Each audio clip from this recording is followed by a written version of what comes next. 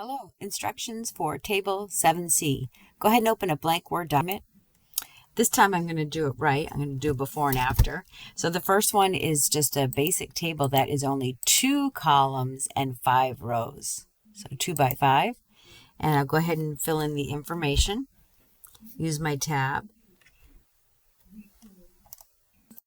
All right, so I have my before. I'm going to click, so I select the whole table, Control C, and then a couple enters, Control V. So I have my before and after this time.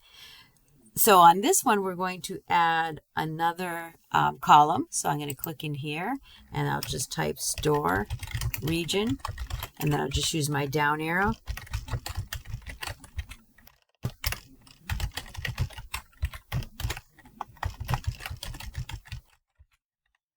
Oh, hold on. Before I do that, I just, there's one more we're going to be adding. So let me get rid of that one because it'll be different.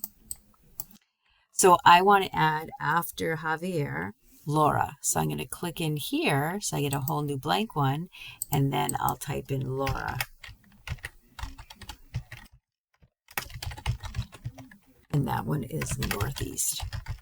And I'll fill in the amount after I type the rest, and East. And this one, oops, is value is for the new person.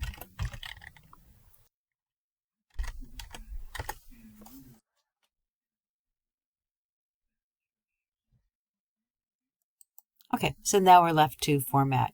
So everything in Excel, the default is left aligned, and it would actually be better if the numbers were right aligned. For example, if this had just 435, it would be uneven. So we would want to align it. So just like in math, the numbers are aligned by the decimal. So what I would do is select these and choose from the layout, right align. But before I do that, because if you do table design, it's going to make changes. So let me go to design, and I'm going to change the color palette. So some violet color. Now I'll go back to table design and into my cell styles and pick something I'd like. And then I will choose the rows with values, layout, and I want align center right. So it's on the right side. And then the titles are on the left. So that's good.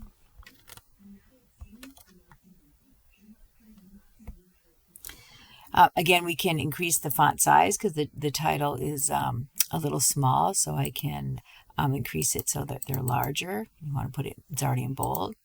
Now, right now, it's the full width of the 6.5 inches. So I'm going to copy this one. So Control C, and then come down a little bit and Control V to paste. So there's another thing you can do if you just want it to be as wide as each of the columns, because there's a lot of empty space here, a lot of space here. So in the layout, you can choose distribute columns, and it'll do it for the width of each one. So I'll go ahead and click that. And I want to make sure I click the table and then choose distribute columns. All right, so it did split them equally valued, but I don't want that. I want auto fit the contents. The window is the full width to 6.5.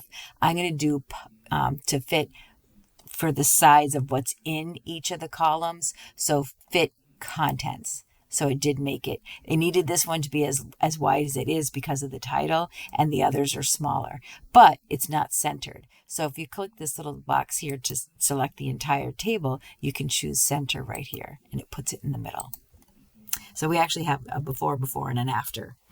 And you feel free to add any borders or a page color or anything you'd like. Notice these mine are in bold, and that's because of the design style that I chose. If for some reason I didn't want the names in bold, if I go to the table design, I could choose the first column. If I uncheck it, it takes the bold off. So you can check these to see what they do. And if I did the last column, that would be in bold. So you have some options over here. The banded columns or the banded rows, right now I have purple, white, purple, white. If I uncheck it, and if you don't like it, you just check it back on. So you can do anything. Even though you picked a design, you can actually update that yourself. Okay, that's a save and submit. Thank you.